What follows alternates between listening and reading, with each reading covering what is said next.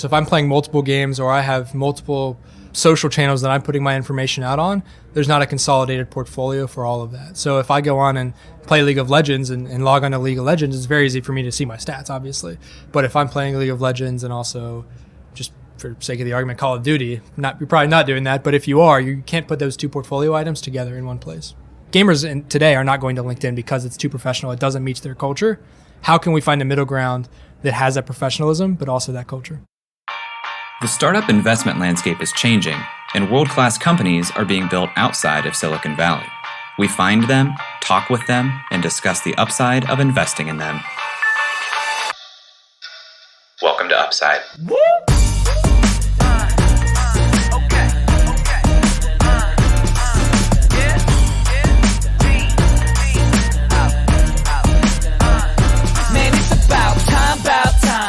Hello, and welcome to the Upside Podcast, the first podcast finding upside outside of Silicon Valley. I'm Eric Hornung, and I'm accompanied by my co-host, Mr. Puzzle Pro himself, Jay Klaus. Do love a puzzle. Oh yeah, you've been talking about puzzles a lot this trip. Love puzzles. Well, after Mallory and I went to Joshua Tree, there's not a lot to do in the desert. Right, that's the whole point of the desert. That's right. So the one thing we did find was a puzzle in our Airbnb.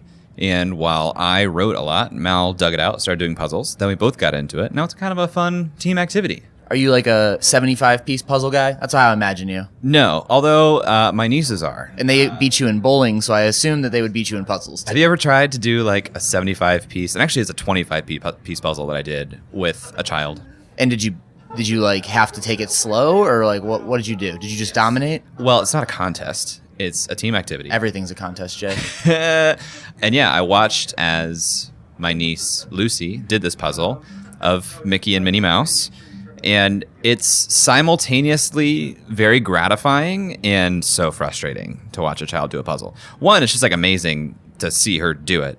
And two, oh my gosh, I could have crushed that puzzle in like, 15 seconds, maybe? You think 15 seconds for a 25-piece puzzle? Yeah, I mean... 15 seconds for a 25-piece puzzle. I'm willing to be timed on it. 15 seconds yes. for a 25-piece puzzle. Yeah, well, I mean, look, you got... How much would you bet on that? Would you double down $149? This is where we're going now. Yeah, I would say that I would bet on it. 15 seconds, 25-piece puzzle. I'd bet $200 on it. Okay, so you wouldn't double down $149 is what I'm hearing here. Okay, $300 on it. So that's okay. That's close to double. $298. Yeah. So I could do it. Listeners, this for all of you watching. Look at that. We have never been able to say that. We've never recorded anything with video. The lighting in here is so bad. Yeah, it's terrible. But last night, we're recording this in January at CES. Last night, Jay and I decided to play a little bit of blackjack. A lot of blackjack. About 2.5 hours of blackjack. Almost 4 hours of blackjack. Sometimes I'm not good with time. And Jay was on a heater. I was crushing it. I was doing so well. Playing all kinds of games. I won most hands. Yeah, you were on fire. I got dealt every 15 in the deck. And as last hand, Jay had for those of you who don't play blackjack, you can just fast forward 15 seconds here, but Jay had 11. Which is what you want. That's good. So he doubled down because he had pushed his whole pile in, thinking, you know what, if I win this one, great. If I don't, also great. Not expecting he was going to double down. So he doubles down, and the dealer's showing, I think it was a 6. Might have been a 5. I think it was an 8. I think he had an 8, and he turned over a 3. Well, whatever it was, Jay was in a pretty good position and ended up losing that double down. All of it. But you broke even on the night. Broke even. I walked away well. That's the important. I walked away, and it was fine. But that's just, the nature of the game. Right. And, this whole intro has been predicated on games because today, Jay, we're getting gamified. Is that the word? Gamified? Probably a better word, but today we are talking with Matthew Benson, the founder and CEO of eFuse. eFuse is a web and mobile software as a service company that provides validated opportunities and candidates for the esports and video game industry. eFuse acts as the central hub for esports and video game collaborators in all areas, including player talent recruitment, traditional job placement, and the sourcing of sponsorship deals. Eric, we got connected to Matt, many, many months ago, maybe even a year ago. Through my cousin. Yeah, it's been a while. We connected with the eFuse team. It was very early on. He had just left the Ohio Innovation Fund. We had talked to the Ohio Innovation Fund on the podcast, and we decided it was a little too early. They were pre-product. Since that time, we talked with Josh Chapman at Convoy Ventures, learned a little bit about esports and gaming, but really dipping our toes back in it for the first time in a while because it seems to be a core part of CES 2020. When we did a lot of research on what was coming to CES this year, gaming seemed to be one of the big platforms. eFuse happened to be here. It's great timing to have a conversation with Matt and them. And it's an interest point for, I think, you and I, and we've talked about it a lot off the air. That's right. So we'll talk to Matt. We'll learn a bit about eFuse, which has also been anecdotally described to me as LinkedIn for gaming. And hopefully we won't go out of our depth here, Eric. We most likely will. We most likely will. So we'd love to hear your thoughts as we go through this interview with Matt. You can tweet at us, as always, at UpsideFM, or email us hello@upside.fm. And we'll get to that conversation with Matt right after this. Eric, what is your favorite kind of pie? Oh, dude, apple pie all day. Also, I'm kind of on the fence between apple pie and apple crumble, and are they the same thing or are they different? Either way, they're both delicious. A little scoop of vanilla ice cream, caramel. I bet you didn't think you were going to get that much of an answer from me on that one. A lot of detail. So I want you to imagine a pie chart, and we'll even make it an apple pie chart. Let's cut that apple pie in half. 50% of it is technical recruiting, 25% of it is executive search, and 25% of it is sales, marketing, and product.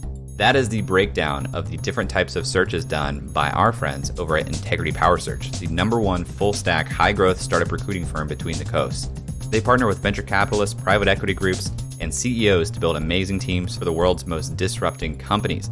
50% of their searches are technical recruiting, 25% executive search, and 25% sales, marketing, and product. So if you are hiring, dear listener, I would get a hold of Integrity Power Search. How would you do that, Jay? Just go to upside.fm/integrity to learn more about what they do and how you can get involved. That's upside.fm/integrity. It seems to me like you led with pie, and I don't get any pie. Am I losing on this one? You are getting no real pie. It was simply a visualization.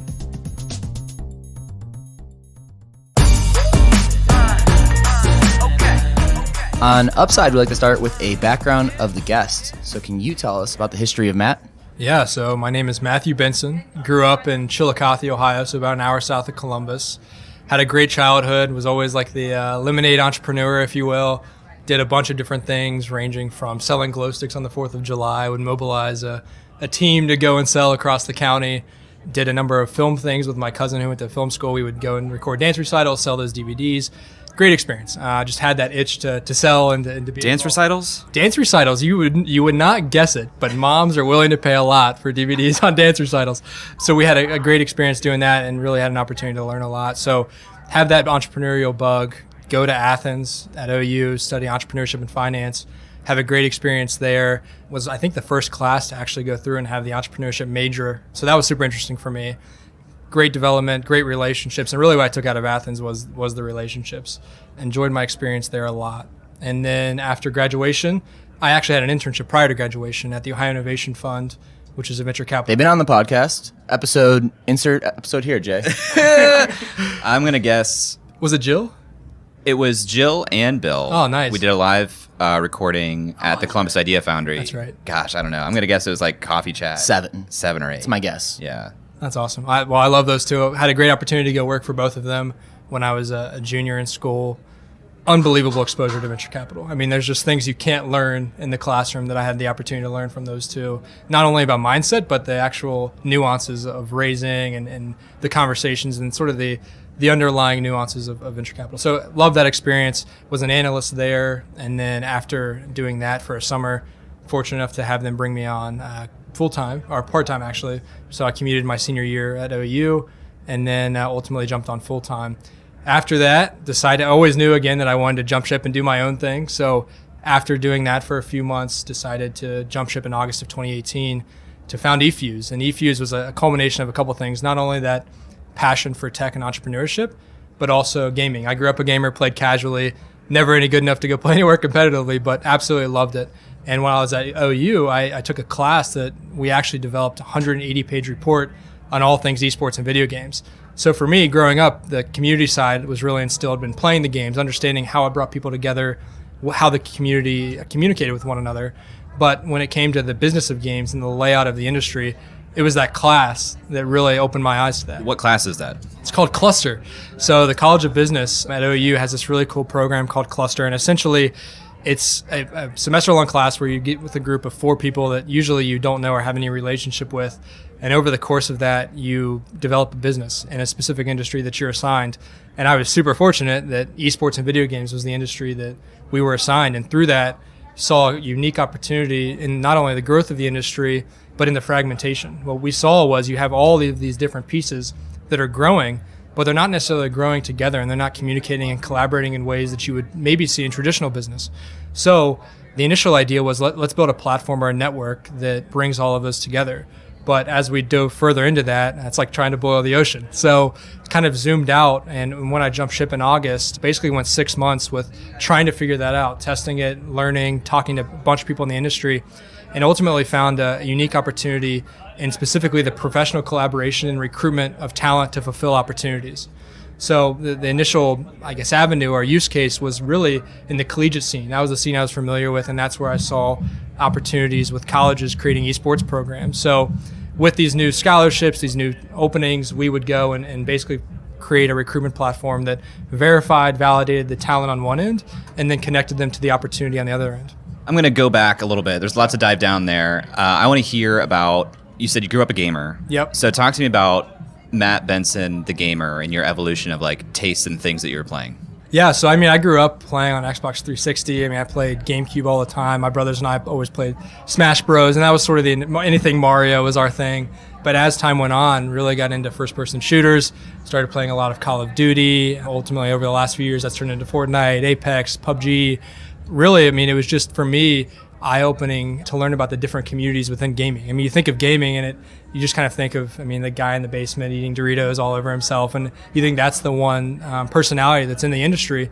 But if you're really in, you understand that it's much broader than that, and maybe more so than traditional sports, the diversity of gaming is unbelievable. So I really appreciated the ability for gaming and tech more broadly and how it brings people together. So that's where I was really drawn into gaming, is I'm talking to people across the world, people that I've never met, and getting exposed to cultures that I had never been exposed to before. Especially living in rural Appalachia and Chillicothe, you don't really get that if you're not traveling a whole lot. So it was really valuable in that sense for me. You also don't really get the center of innovation out in Chillicothe. How did entrepreneurship come into your life? You said lemonade stands, but like, was your dad an entrepreneur? Was your mom an entrepreneur? Like, how did you even know that was a path? So I come from a family of lawyers, so being an entrepreneur is quite the opposite. It was a lot of formality growing up. My dad was an attorney for 30 years in Chillicothe. When I graduated high school, went on to become the juvenile probate judge in Chillicothe. My mom and him met through the law firm and actually jumped ship to start their own together. So they practiced for 15 years. My mom was basically the office manager. Talk about a mom and pop shop. I know, right? And they were just an incredible duo growing up. My mom and dad both have an extremely great work ethic. So being an entrepreneur in that sense, I got that work ethic early on, focusing on the details. But as far as the career, nobody in my family really had done that aside from them jumping ship to start their own law firm. My brother went on to be an attorney. I've got 2 younger brothers that are not looking at entrepreneurship or business at all, really. So for me, I think it was just a fascination with tech early on. And then that translated into reading about the traditional, like Steve Jobs, Jeff Bezos. I mean, those were idols to me growing up. Started exploring that, and then started dabbling in entrepreneurship myself, and then just caught the bug and fell in love with it. Eric, would you believe that I was doing competitive gaming when I was 11 years old? No way. Would I believe it? Yeah. I would believe anything about you, Jay. I was really into Medal of Honor Allied Assault. Wow. I was on PC. I was literally dialing in on dial-up, and I was in a clan with a bunch of guys that were like from their 30s to 40s. And I'm like 12, sitting in my basement with my mom on the sewing machine next to me, like shooting bazookas. How good were you? Bad. But the problem was my connection was terrible. I was on dial-up. I was expecting you were going to like come out with a fact that was like, yeah, I was top 10 in the world. No, terrible. That's what we were hoping for. I was literally like the frustrating member of the team that they just put me on when they had a spot to fill. But like my connection was so bad that I would lag across people's screens and they couldn't like sharpshoot me. And then I would just shoot a bazooka in their general direction. And I'd, get like 1 kill for every 5 deaths or something. That's terrible. It's bad. So you're in this class. Yeah, let's get this off Jay. You get assigned esports and gaming. What is your and your team's initial reaction to that? I was excited about it. My team, not gamers at all. They were like, what the hell are we going to do? What is this? And I think by the end of it, they really grew to appreciate it. I don't know that they would say that they were passionate about it by any means, but I think kind of selfishly in a lot of ways, our professors wanted us to do that so they would have to do the research themselves. I mean, they knew this was a bustling, growing opportunity in the industries.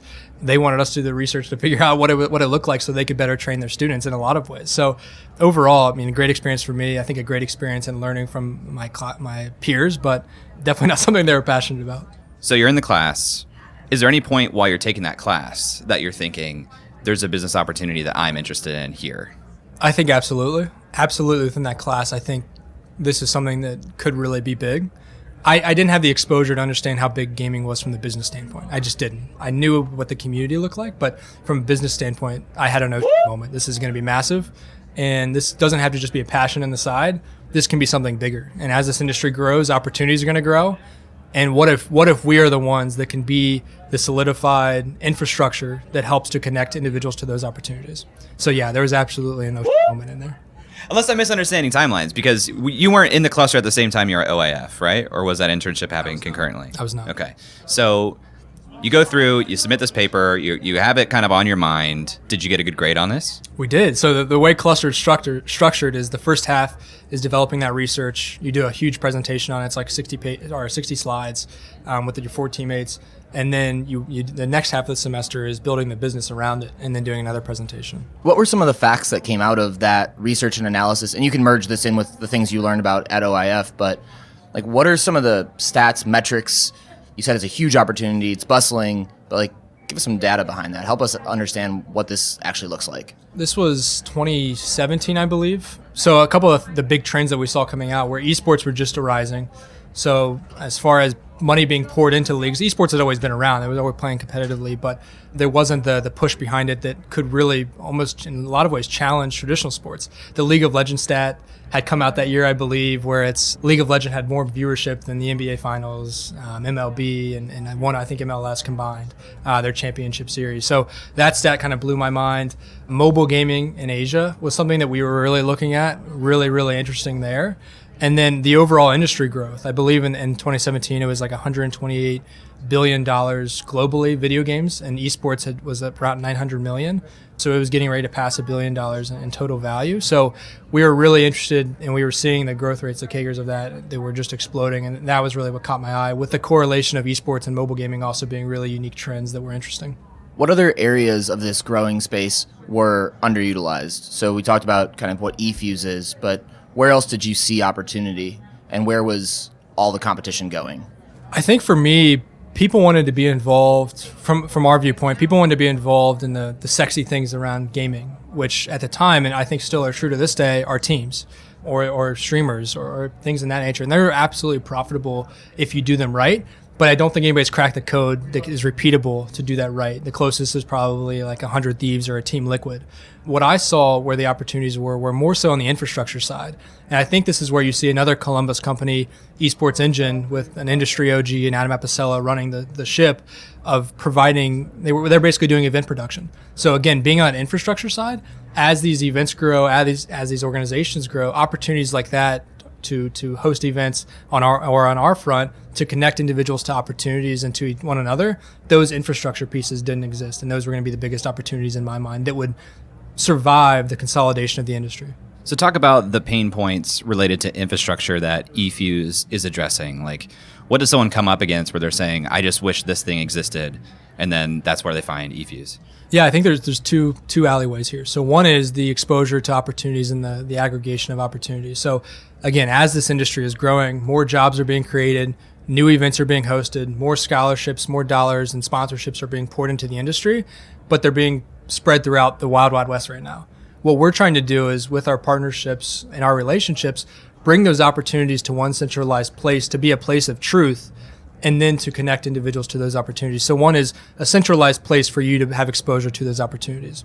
Number two is really focused around the connection and the recruitment of that. So the way we look at eFuse is a two-sided marketplace of opportunity. On one end, you have those opportunities I just talked about, aggregating those. But on the other end, you have the talent. And what's missing currently in the scheme of talent, and to liken it to traditional sports for ease of understanding, in traditional sports, it's very easy to say a guy's running or a girl is running a 4.340 or what has a certain vertical. In esports and video games, it's really hard to do that because it's all online. There's not one consolidated portfolio, if you will, for validation. So what we focus on doing is creating partnerships and relationships that allow us to validate and link those different portfolio items into one centralized place. And then because we have that talent or that asset of truth, we can then facilitate the recruitment process that currently doesn't exist. So eFuse, in short, is making the recruitment process easier because we have validated information and the channels of communication that are actually important to the gaming world, and then also have the relationships and the partnership to centralize that opportunity. If I'm a new team and I'm currently recruiting people, how do I find them? It's kind of shocking. Most of that is happening on traditional social media. They're going to see a clip on Twitter, and they're going to say, wow, this is a really good clip. I'm going to DM this person. But here's the issues with that. Not only could it not be that person's clip, it could be just be Ninja's clip and they put it on their feed. But also, you don't have a professional and validated chain of communication. And one of the things that's really important to these colleges and these organizations is the demographic information around it. It's more than just the talent. It's also about where they're located, how old they are. There are some gamers that are 10 years old that are killing me on games really easily. So it's important for them to also have the demographic data. So to answer your question directly, it's all over the place. It's informal. It's on social media, finding and trying to navigate to find talent. There's no channel of communication that's really professional. If I'm Duke basketball, I have dedicated scouts finding players all over the place. I'm going to games. I'm going to JJ Huddle. Are there dedicated scouts for talent for esports teams at a collegiate level right now? There's not. The bigger teams, the professional teams, have the money to have scouts. They'll put people on Twitch all day, and they'll literally watch clips and try to find the next best thing. But there is not the equivalent of Huddle or Be Recruited or I think it's HSCA in esports. So that's the gap we're trying to fill. There are a couple of companies trying to do it, but I think because of their relationships, the companies have failed for two reasons trying to do this. One is it's the chicken before the egg. One is they have the opportunities and they don't have the talent, or they have the talent and they don't have the opportunities. So before we even launched, our focus was we have to some extent, build both sides of this marketplace so the relationships and the collaborations can occur, and then we can continue to compound and grow those as time goes on. When I think about, you mentioned this 4.340, you can look at it.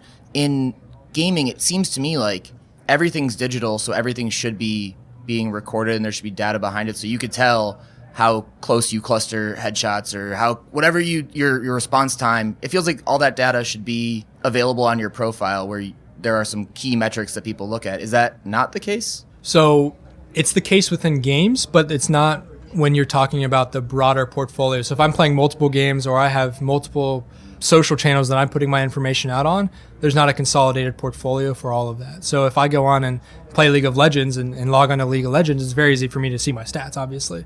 But if I'm playing League of Legends and also, just for sake of the argument, Call of Duty, you're probably not doing that, but if you are, you can't put those two portfolio items together in one place. Are you trying to connect people to professional opportunities more so, or collegiate opportunities? So our focus as a company, and this is what I tell our team every day, is we're not focused on the 1%. We're focused on the top tier playing at the professional level. Again, those teams have the ability to pay for scouts and bring in talent. They don't need us at this point. We could be an asset to them, but they don't need us. Who needs us is the collegiate, the amateur scene, sponsors coming into the non-endemic sponsors coming into the industry. We look at ourselves as serving that other 98, 99%. And our goal is no matter where you are in the industry, whether you're an aspiring gamer trying to get to the next level or an aspiring business professional, if you come to eFuse, you build out your portfolio, we'll have the asset necessary to then connect you with an opportunity that furthers your passion and career. You mentioned scholarships, and I assumed college scholarships. Yeah. Is that correct? Yeah, so there's a number of scholarships. So a couple things. One is colleges have full ride scholarships. They have partial scholarships that are now available. I believe it's around 50 schools to date have actual scholarships, and 140 have esports programs, which is awesome. Because I think if you go back 3 years ago, it's very minimal. I think it's like 20 schools and maybe 2 or 3 have scholarships. So absolutely crazy growth there. But then there are also scholarships with, and this is where we're coming in and actually helping to provide some of these with high-level influencers in the industry wanting to give back and invest in the future of gaming. So one of the things we just announced was our For the Gamers scholarship campaign, where we are sponsoring a scholarship on behalf of a large-profile influencer in the industry, and then allowing them to give that out and actually communicate and give back to their community in a unique way. So, for example, Keemstar, who's one of our bigger influencers, did a promotion a few weeks ago. We'll be giving away a $10,000 scholarship on eFuse to a gamer so they can either go to college and get a degree in gaming or event production or whatever it is, or maybe it's giving them the ability to buy equipment that furthers their gaming capacity. So things like that are also occurring. At a collegiate level, and what was that stat? How many colleges do you say have teams now? And I believe it's 140 teams. 140 teams. At a collegiate level, you mentioned like there are 10-year-olds that are just crushing things. Right. Can colleges recruit students that young? Are they doing that? Because I know even like the lifespan of, response time in some games is almost below college age. So how does that work? So college esports is the wild, wild west, as is the industry. And in large part because there's no one single governing body. So athletics, you have the NCAA. You don't have that in esports. And there are a couple organizations trying to do that. To name a few, you've got High School Esports League that's really focusing on the college demographic. You've got PlayVersus out of California. And you've got the Electronic Gaming Federation out of New York that are all trying to play. NACE is another one that are all trying to play and create this organization. But there's not one that's been consolidated into. So that's provided some issues because they're trying to build these different rule sets, and they're all different across the board depending on the college you speak to. So to be determined. This is a random question, but something I've thought about. I think I've seen some stats where like your best reflex times to like be the best esports players peak somewhere between like 16 and 19. Could be wrong on the actual stat there. And when you look at like the major sports, the peak performance is somewhere between 24 and 34. So how does that play into eFuse and the industry as a whole as people are getting worse over time? Yeah, so eFuse's stance on it is we're basically, no matter where you are in that level, trying to connect you with an opportunity. So if you're a 16-year-old, you're not looking to go to college yet, probably. Maybe you want to connect with a tournament. So maybe it's us connecting you there. A great example of that, and not from eFuse, but in general, is the 16-year-old that won $3 million, Buka. I mean, that was kind of the stat that ignited a lot of the conversation in the industry. I can't remember how many emails I got that day from investors like, oh, did you see this? Yeah, I've seen it for the 20th time. But, I mean, it's events like that really push esports and video games into the forefront. But it's a great problem to have in a lot of ways because it provides a new opportunity to redefine what amateurism means in this industry. And I think that's what a lot of these college organizations are going to have to come up with. And I think they all have different stances at this point. But it kind of goes towards what the NCAA announced a few weeks ago at this point. What does amateurism look like? And can people make money when they're in this industry? So you guys were sitting here at CES 2020 in early January. You guys just launched the platform beta, correct? Yeah. And what has that been like so far? Yeah, so I guess I kind of cut off when I was talking about the timeline of things. So we finished raising our seed round of funding in August of this year. So we raised 1.5 on a convertible note.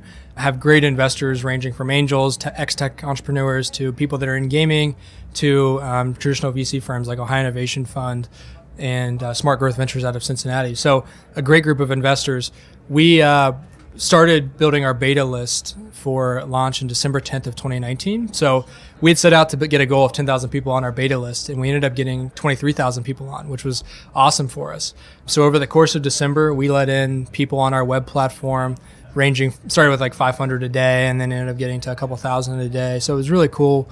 And January 2nd of 2020, we felt confident and actually opened our beta to the world. So now you can join eFuse by simply going to efuse.gg and signing up. So we've seen great growth so far. Our metrics are looking super healthy. We're growing at a rapid rate day over day. We've been very fortunate to get some great coverage, to have great partners that have bought into what we're doing. And really, it's been the industry OGs saying this is the platform that we're trusting and want to be on that has pushed us to the next level. So I just talked about our scholarship campaign. Our very first scholarship was announced last week. Sundance DiGiovanni, who is the co-founder of MLG, one of the godfathers of gaming, just to have his stamp of approval kind of warmed my heart because he was a mentor and sort of hero to me growing up, but also a validation of what we're doing in the industry. How are you building those relationships? Because there are a lot of people listening to the show who, whatever their industry is, they would love the blessing of the godfather of whatever their industry is. So how did you go about finding those people? Are you guys in a unique point in time? Do you have a unique spin? Are you just first to market? Like, how do you get that stamp from someone so well known? Yeah, so I tell our team that every day that we should be focused on building genuine relationships. And I mean, that Sundance was a seed that we planted 6 months ago. And we go into every conversation trying to provide value first. So I think that's how I approach it. And that's really my skill set. I came in as a non-technical founder. I had an engineer that has been with me from the very beginning. But it wasn't until around June of this year when we started having conversations to bring on a CTO that we really had experience on the technical front. So for us to fundraise, a lot of it was we've got to build partnerships and show traction to justify some of the numbers that we're bringing and raising on for our convertible note. So that's sort of my bread and butter, is going out there, hustling, building relationships, sliding into DMs, working the network, and just building those genuine relationships. Who's on your reach list? Like, who do you really want to partner with? It's a great question. I have a lot of respect for Ryan Wyatt, who's the head of YouTube Gaming. We had a conversation with him a few months ago when we were just starting up. He was great, gave a lot of praise. He's a Columbus guy, Cincinnati. No, not even Cincinnati. Cleveland guy, and makes it back every so often, but really admire what he's been able to do and the way he carries himself. Would love to have a conversation or further conversations with him. And I think he would, if you asked him about eFuse today, he'd be in our corner simply because we've tried to build genuine relationships. But he's a guy that long-term would love to continue to build with. Hector Rodriguez, Hex, is known in the industry. He's now with Energy, Call of Duty, OG, great person. Really, again, appreciate how he's carried himself, not only as a gamer, but as a business professional. He's another person we'd love to get involved too. Let's invent a fake person real quick. So you had 23 people. Call him May Blouse. Call him May Blouse. You had 23,000 people on your beta list. A bunch of people came in the door. Now they're on the website. What is a prototypical eFuse user? Describe that person and what their aspirations are. It's really hard because of the ecosystem that we're trying to. And you can make a couple. So one of them is that aspiring gamer. It's the high schooler coming out of high school, obviously, that is trying to aspire to be in the industry. And a lot of them realize that they don't have the best talent. I mean, it's just like professional sports. The 1% are going to make it to the top. So what does my career look like in that post me playing? So what we're trying to accomplish is for them to come on the site, learn about the opportunities, and then be able to connect them to those. So a great example is a guy we just gave a scholarship to named Pablo. Pablo, 18 years old, coming out of high school, wants to go and be involved in the professional scene as far as the business side, but doesn't know how to get involved. He came to eFuse, has been posting great content, and is now networking in our community and is looking now to go major in esports and video game production at a college, which is awesome. So that's the kind of nurturing that we want to provide, is a place to learn and then connect once you're ready to take that next step in the industry if you're coming out of high school. I want to stick with Pablo real quick. Yep. For eFuse and for Pablo to be successful in this, journey on the platform, how often is he engaging and in what way, over what period of time? Yeah, so Pablo's on there every day. Pablo is the great early adopter that we love to have. I mean, he provides feedback all the time. He's been great. He's coming back every day. I would say most of our users are coming back weekly at this point. So we've had great retention. People are engaging really well. And what's been one of our concerns going in, truthfully, was how do we craft this professionalism in esports and video games? Because I don't want to say it doesn't exist, but all the sites that are currently out there are much more focused on the community aspect, not the business aspect. So how do we build a LinkedIn culture of sorts that's professional, but not lose the touch of gaming that turns people off, so that gamers today are not going to LinkedIn because it's too professional. It doesn't meet their culture. How can we find a middle ground that has that professionalism, but also that culture? So are they dropping tweets? Are they updating their stats? When they come back weekly, what are they doing? Yeah. So they're posting on eFuse. They're basically putting out professional posts. So here's what I did this week. Here's some of my stats. Here's opportunities that I'm looking to pursue. Here's a knowledge bomb that I learned this week that I'd love to drop. And then it's about hyping each other up, commenting, engaging like you would on LinkedIn. Additionally, they have the ability to apply for new opportunities. We're really focusing, especially over the next 3 weeks, on putting in a bunch of new opportunities for them to further their career. So it's coming and applying for those. The third thing is, and this is the first thing they do when they come to the site, is building out their portfolio. And Jay actually provided some great feedback on coming to the site for the first time. How do I build out my portfolio? We have these great additions where you can really create a holistic portfolio for yourself. But what do the steps actually look like? It can be intimidating when you come for the first time. So we've really focused on making that transition really smooth and easy for when you come to the site, you build out your portfolio, then you engage with the community. And then once you have that stature, it's the connecting with an opportunity to further your career and your passion. How does eFuse make money? Great question. So eFuse today does not have a revenue model in place. We have three business plans, essentially, our business models that we'll be implementing over the next 2 months. So first is digital advertisement. We're not foolish to know that doesn't really take effect till we hit scale, but it'll be implemented fairly early on. The second is a premium subscription model. So in essence, you pay a monthly subscription fee, and depending on what side of the marketplace you're on, if you're on the talent side or the gamer side, that subscription is really going towards exposure, towards exclusive opportunities, to getting in front of coaches, getting in front of organizational leads, to get your portfolio out there and to help you connect in a more efficient manner. On the side of the recruiter, it's having enhanced tools to make that recruitment possible. So you have all this data in front of you, but how do I analyze and compare side by side with the talent that's currently on eFuse? So there's that monthly subscription model that'll be implemented over the next 2 months. And then thirdly, this is one that has come up as we've dove further into the industry. There's a lot of non-endemic brands and endemic brands that want to be involved, but don't necessarily know how to take the next step, whether that's sponsoring a streamer or sponsoring an event. What does that look like? So because we have this unique makeup and ecosystem of professionalism on eFuse, we think we have an opportunity to become that marketplace for brands to come to the table and actually sponsor streamers and events on the site. So we would actually facilitate that transaction, in a large part eliminate the need for an agent for some of these streamers and take a cut of that. As time passes and you kind of get out of this beta phase, you mentioned earlier that you're building up two sides of a marketplace. How do you guys measure the health of that marketplace and what will continue to help it grow? It's a great question. So we really look at the ecosystem health in the sense that we have to have a great ratio of opportunities to talent. So if one side gets too fluctuated, or if there are not enough opportunities to go around, there's always going to be less opportunities than there's talent. It's just the nature of it. But making sure that ratio is consistent is something that we're really looking at. Obviously, activity on eFuse, we really measure application to opportunities. If that's going to be our core, that should be one of the biggest metrics that is on there. People should be going to eFuse to apply to opportunities. Yeah, those are probably the two main metrics that we're looking at. Do you have any data into, LinkedIn it's known as like a jobs platform. They make so much money because they connect people to jobs. You have any idea what the ratio is of like people on the platform towards new jobs and how that compares to what you guys are striving for? I don't. I know that their premium users have around 30%. Their activity rates off the charts, but I don't have any insight into the job side of it. If I'm a Pablo and I think there was like a second user you wanted to get to also, but if I'm a Pablo and I'm showing up every day, every week, and for whatever the reason, I just don't get one of these opportunities, do I stick around? Why would I stick around? Like, what do you think about that type of churn? I think it's important to note that there are going to be opportunities on eFuse always for you to apply on eFuse, but the opportunity to network with individuals in the community, the Ryan Wyatts of the world, the Sundances of the world, doesn't exist on traditional social media. I mean, on traditional social media, it's fandom. It's you want to they're gods to you. I mean, they're idols. You really want to go after them and communicate with them in that front.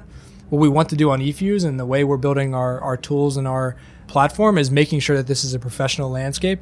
So you have the opportunity to network with Sundance, but it's not going to be in the fandom way. It's going to be, hey, Sundance, I have this idea. I want to run it by you. So there's that opportunity there. So opportunities that could potentially happen outside of eFuse, but the relationships that you're building here can't be built on other platforms today. How do you think about game distribution on the platform? So you could see a world where you just become the go-to place for League of Legends, or the other side where you're the go-to place for every game and every gamer. How do you think about, when we think about the health of the marketplace, the health of the distribution of types of games and gamers that are on? Yeah, one of the things that we thought about very early on and we realized is there are going to be very few titles that stand the test of time. I mean, it's unlike traditional sports, football's going to be around for a long time. I mean, Call of Duty could come out. Call of Duty is not a great example, but PUBG comes out. They may have a 5-year lifespan and then they're going to be gone.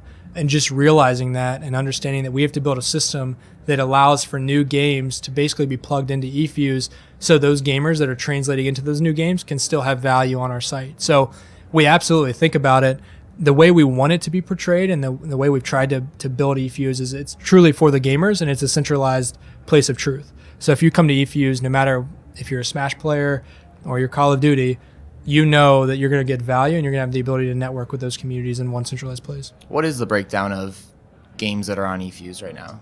So right now we have 3 implemented. We're trying to implement 1 a week, which is Shuff. Our CTO is trying very hard to do that, and I'm pushing him hard to do that. And it's a great conversation for us to have because one of the things that's cool, just a side note, is trying to identify what's the most important game and trying to basically make a decision on what's the next evolution or what's the next momentum swing. So just a side there. But yeah, so current breakdown of the games on the platform. We have 3 currently: League of Legends, CSGO, and Fortnite. You mentioned earlier this problem of, you might have your League of Legends stats, you might have your Fortnite stats. You don't have kind of a centralized place to show those things off. If I am looking to connect a gamer to an opportunity where I am a team, sort of like a amateur team or a professional team, how many of them are looking for a portfolio of games? I don't understand the landscape versus just saying like, we do League of Legends and we crush that. When you're talking about competitively, it's absolutely that. I mean, you could maybe back up a little bit and say outside of Call of Duty, you want to do first-person shooters, but it's usually siloed into a specific game when they're recruiting for teams or things like that. I think it'll become more and more important to be really good at first-person shooters. So as those games rotate, you'll be able to translate into new games, and same with other genres. But I think the big value add as far as eFuse goes is we're creating that holistic portfolio that's not just the games itself, but it's also your socials, it's also the demographic data, it's also the education data. So putting those 4 pieces together in one holistic portfolio, that's what's important. How open are like Twitch and Mixer and YouTube to actually collaborating with you guys? So I would say they're fairly open because we're not trying to step on their toes in the sense we don't want to be the entertainment platform. That's again, we don't want to be the sexy side of esports. Maybe we want to be more on the infrastructure side, actually facilitating those collaborations. So for them, having their profiles and their accounts linked on eFuse is important because it's showcasing that, okay, this streamer's on Twitch, this streamer's on Mixer. They want to have that prowess in the industry and represent that across the board. I watched my brother stream when I was back for Christmas, and like the quickness with you can just like share a clip is wild on Twitch. Just like a couple keystrokes, and all of a sudden he shared it to a bunch of socials and stuff. Is eFuse that like in workflow for all 3 of those? In workflow is a very corporate term for a gaming site, I'm aware. Yeah, so we don't have that ability to share directly from Twitch yet. We do plug in with them, so if you are streaming live on Twitch, you can see that live stream on eFuse. If you have clips on Twitch, you can represent those on eFuse. So basically we're creating that account linking, and then it's up to you you have to come to eFuse to pull in what you'd like. Eventually we'd love to get to that point where you're sharing on eFuse as well. Again, we're not about making that content, like we don't want to take users away from Twitch and have them create content on eFuse and then share that out. We're happy to have Twitch content displayed on eFuse because that's part of the portfolio. I know this is early, so this data is probably a little skewed, but how easy has it been to find opportunities or recruiters and get them on the platform? And do you anticipate long sales cycles for that type of thing? Yeah, so we have been extremely fortunate to have really quick turnarounds on conversations like that and partnerships like that, primarily because I believe we have a superior product to everything that's out there, and this is a problem that they're currently having. So it's something that they're willing to take a shot on. And again, the way we're approaching our conversations is so value at first. We're not charging people to come on the site. We want them to create this ecosystem, and then when that monetization comes, it'll come. But yeah, I mean, we've had a lot of success in just building relationships with teams, with organizations, with publishers, with gamers all across the board. It's been really great. You mentioned that these opportunities right now are so disparate, and it's hard to find where they are, whether it's scholarships or jobs. Existing in the marketplace right now, are there enough opportunities to sustain an eFuse if you brought everything together, or do you need to start creating more opportunities to match the demand of the users on the platform? No, I think there are absolutely enough opportunities in the industry today to fulfill that supply need, or that demand need rather. So obviously we would love for the industry to continue to grow. We think it will grow, and more opportunities are going to be developed because of that, whether it's on event production and jobs or developing games or even playing. Those opportunities are going to continue to rise as long as the industry rises as well. We like to say rising tides raise all ships. One last question from me. Over the next 6 months, as you're going through this beta phase, what is the most crucial element to go right for you guys to emerge out of this beta phase and feel like, okay, we've got a healthy marketplace on both sides now? I think it is our ability to listen extremely intently and then act as quickly as possible. Our iteration from a tech standpoint, where we're at today is not where we want to be in 2 months. It's not where we want to be long term. We have to iterate quickly. We have to build more features and functions. We've got to add more games. We've got to do a lot. But what we're very fortunate to have is an extremely talented engineering team. A lot of young, talented engineers, but also our CTO, Patrick Schuff, comes from Facebook and Netflix, has great experience and can lead us in that direction and build out a team that's really strong. So for us, it's iterating quickly. And then more so following on me is we've got to get user acquisition. So through our partnerships with influencers, with these corporations, it's got to be eFuse is the centralized ecosystem point, and they have to buy into that. So it's user acquisition and iterating quickly on tech. If people want to find out more about you or eFuse, where should they go? We are eFuse Official on all socials. My social is Matthew J. Benson everywhere. Follow us on eFuse, MJB on eFuse, verified account. So, be sure to check us out there. Obviously, a lot of our content is going to be pushed there first, and then we'll display to all of our other socials. But really appreciate you guys having me on. Been listening for a while now and wanted to get this done, but it's been great, and we're really excited about 2020 and excited to continue to grow. Yeah. Enjoy the rest of your CES. Thank you, sir. All right, Eric. Good game. We just spoke with Matt Benson of eFuse. Not funny? Not even a titter? I wanted to chuckle, but at the same time, like, come on, man. It's a little early for a pun in the outro. Yeah, you're right. That should have been a sign-off. Anyway, we talked to Matt Benson, the founder and CEO of eFuse. Where do you want to start this deal memo? Let's talk about the founder. When we look at Matt, he obviously is very driven. He's younger than a lot of the founders we've had on recently. I don't think that's a negative thing by any means, but usually in these interviews, we have a little bit more depth to the background versus I went to college, did this thing with an internship, and now I have a company. Again, nothing wrong with that. It's just a different kind of founder than we've had on probably in the last 6-8 months here. Some bullet point, very impressive characteristics about Matt to me. He had a little bit of entrepreneurship in his childhood, which is always a good sign. You love that. Love that. But what really impressed me even more, sure, he had an internship and then a job with a venture firm out of college. That's also uncharacteristic. But in starting this company, he is a non-technical founder who raised $1.5 million for a gaming company in Ohio without a technical founder on the team. Since their launch, they have built these relationships that Matt spoke to several times in the interview, which really, to me, more than anything else, speaks to going out and selling. Like selling the idea, selling the vision of this thing, and talking to, as he referred to, sort of gods and godfathers of this industry. That's an intimidating thing to do for any founder, let alone a young first-time founder who is non-technical in a world that is full of tech. So all of those things speak really well to me. Not to mention, he pulled in a CTO with a background in Facebook and Netflix. So, there are few people that could come in and have the experience that Schuff is the CTO's name could have. He's built that team from the ground up. He's raised money in the Midwest. He has gotten the product now into the market. Still early days, but those things were very impressive characteristics to me about Matt. Yeah, and looking past the founder, I think when we talk about things that are impressive, I was on Twitter. I was one of the first people to sign up for eFuse, so I was in that kind of initial beta launch because I wanted to see what the product was like. I wanted to see what it was all about. And on Twitter, there were a lot of people saying, man, you can't get into eFuse. I want to get in. I'm on the wait list. I want to get in. And pissed off that they wanted to get into eFuse.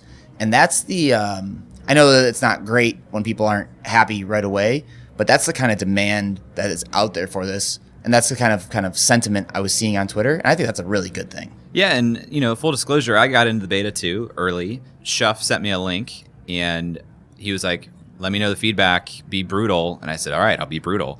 So I literally did a Loom video recording of my entire entry experience. And as Matt noted, I got in there and I'm faced with my profile. And I'm just like, okay, what do I do next? It was clearly a first swipe at this. And if you filled everything out, it looks beautiful. But coming in, I was a little intimidated. What do I do with this platform? What's the most important action for me to take? How will I have this magic moment of saying damn, because I'm on this platform, this thing happened. How do you get there? And so it's really encouraging to hear, he noted specifically listening intently and iterating on the technology quickly. For me as a user, that would have been or is very important because I got in and I said, so now what? But I like that they're getting out there sooner rather than later. I like that they're building this anticipation that you're talking about.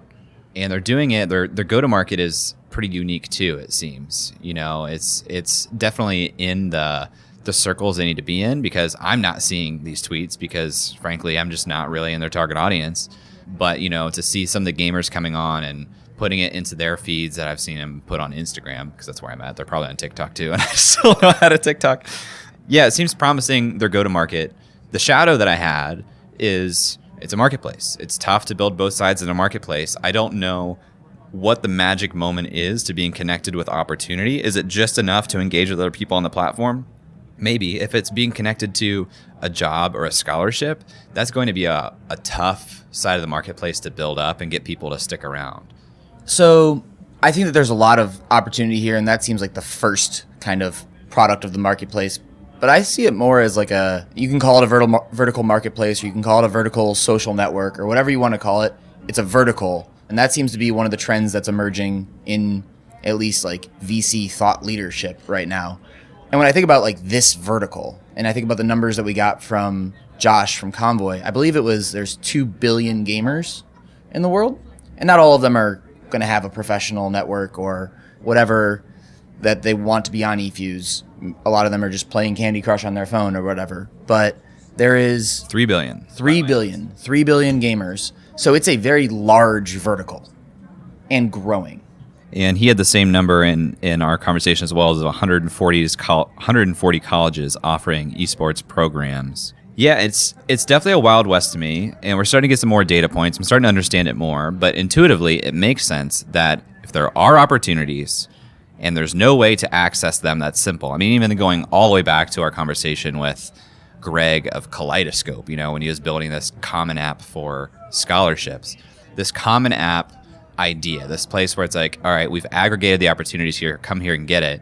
It makes intuitive sense. There's precedent. It exists. It sounds like they're a first mover in the space, and they're getting a lot of support from people that matter. To me, that's huge. That is something that, because there's precedent, because it makes intuitive sense that there will be an aggregator here, and because the aggregator that does win will have inherent network effect, it sounds like a bet that I'm not surprised people are taking, even if it is a company in the Midwest in a space that's dominated on the coast. Less interesting than the opportunity for the talent pipeline to me is the third business model that he mentioned. Sorry, did I say less interesting? This business model is more interesting to me, so I'm not sure if I said that right. And that's the idea of essentially playing agent for everybody who is on eFuse to connect them with brands and taking a cut of that.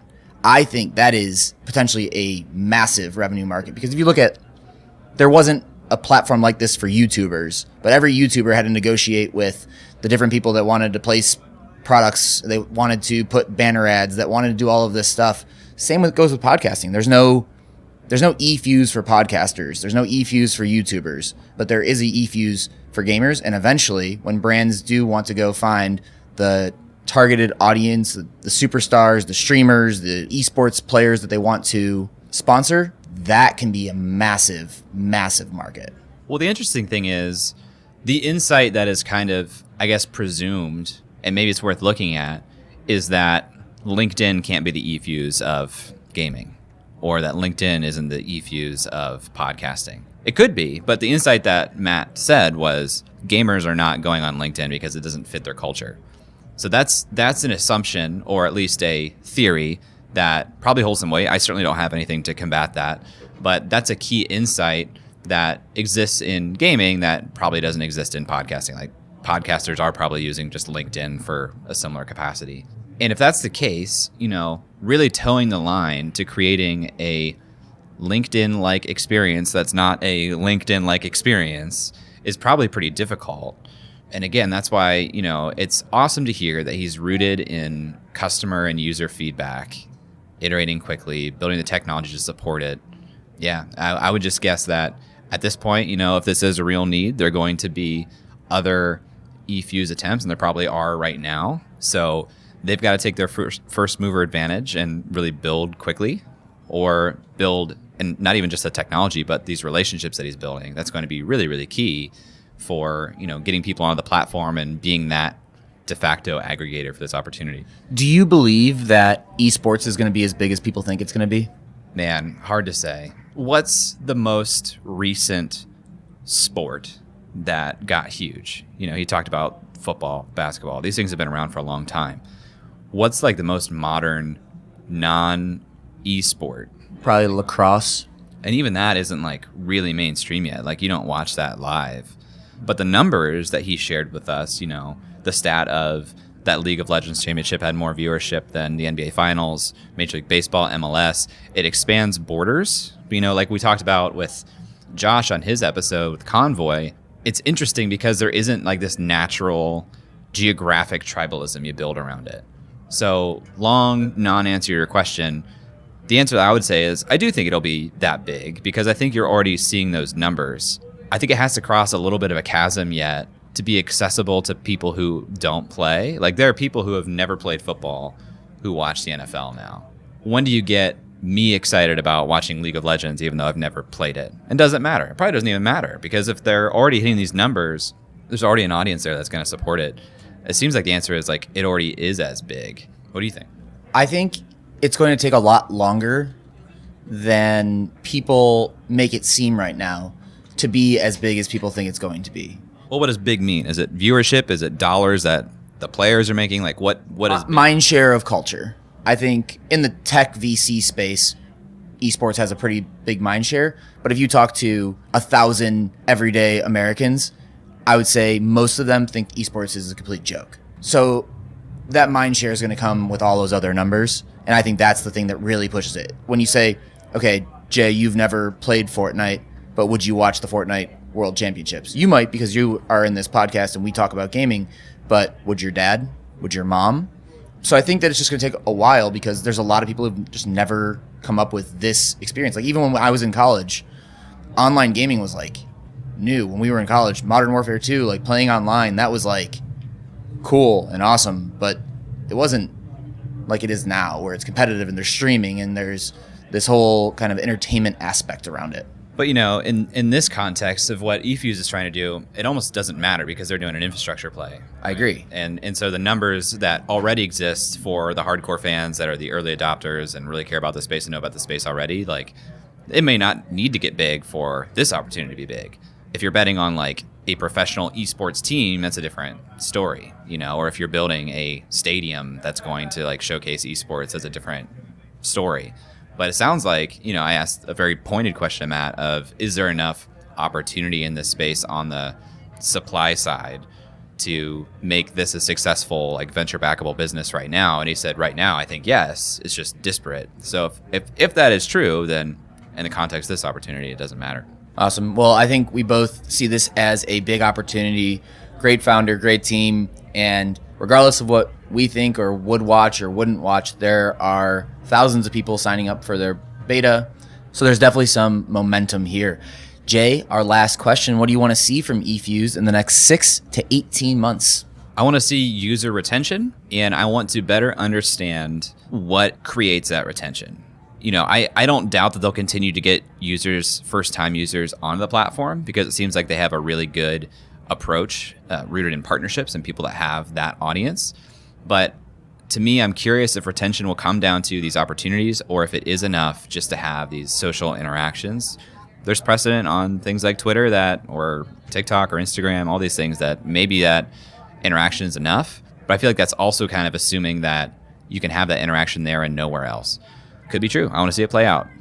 Yeah, so retention, understanding what's driving that, and understanding what needs to be true of the opportunity side of the marketplace to keep that healthy. How about you? I want to see growth. I just want to see user growth. Retention is going to come with time as they iterate and learn and A/B test, and they get more people sending them brutal Loom videos. But the growth side of things, I think, is the most important in these next probably 6 to 18 months. You want more and more people coming on, being aware of it. Obviously, you want them to have a good experience the first time they're on. But if there is only a small core and the growth slows in these next 6 to 18 months, then that's less interesting from a indication of the opportunity perspective. So I think they have a lot of really interesting things that they can do that a lot of businesses don't have the opportunity to do. They can go on to people's Twitch streams. A lot of the things that are native to esports, gaming, and streaming, they have very different go-to-market and marketing channels than maybe your traditional business does. So I think that growth can happen fast, and it can happen in a way that is explosive. And then they can work out their retention stuff as that growth kind of happens. So. All right, well, we'd love to hear what you think about this episode. You can tweet at us, as always, at UpsideFM, or email us, hello@upside.fm. We want to talk to some more gaming companies and maybe even just some more gamers. So if someone comes to mind that's deep in the industry that we should talk to, reach out, send us an email, hello@upside.fm. Otherwise, we'll talk to you next week. That's all for this week. Thanks for listening. We'd love to hear your thoughts on today's guest, so shoot us an email at hello@upside.fm or find us on Twitter @UpsideFM. We'll be back here next week at the same time talking to another founder in our quest to find upside outside of Silicon Valley. If you or someone you know would make a good guest for our show, please email us or find us on Twitter and let us know. And if you love our show, please leave us a review on iTunes. That goes a long way in helping us spread the word and continue to help bring high-quality guests to the show. Eric and I decided there were a couple things we wanted to share with you at the end of the podcast, and so here we go. Eric Hornung and Jay Klaus are the founding parties of the Upside podcast. At the time of this recording, we do not own equity or other financial interest in the companies which appear on this show. All opinions expressed by podcast participants are solely their own opinion and do not reflect the opinions of Duff & Phelps LLC and its affiliates, Unreal Collective LLC and its affiliates, or any entity which employ us. This podcast is for informational purposes only and should not be relied upon as a basis for investment decisions. We have not considered your specific financial situation nor provided any investment advice on this show. Thanks for listening, and we'll talk to you next week. Never mind, bro, that can't be matched. I'm lighting it on fire, used to run victory laps, and still I'm not even tired. It's all about the timing, yeah, that's what they say. Well, I'ma keep on rhyming.